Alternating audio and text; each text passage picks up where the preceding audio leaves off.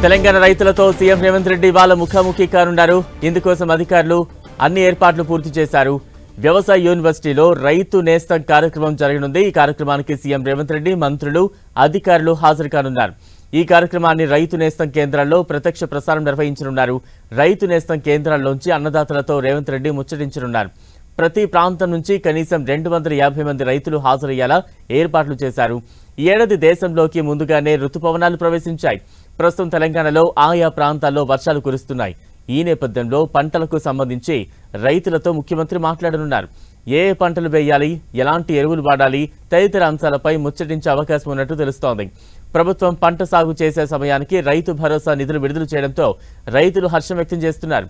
అదేవిధంగా రైతు వేదికలను 1600కు పెంచడం, వాటి ద్వారా రైతులకు సాగు విధానంలో అనుసరించాల్సిన మెలకువలు, నాణ్యమైన విత్తనాలు, ఎరువుల పంపిణీపై ఎప్పటికప్పుడు సమాచారం ఇవ్వడంపై ఎంతో ఉపయోగపడుతుందన్నారు.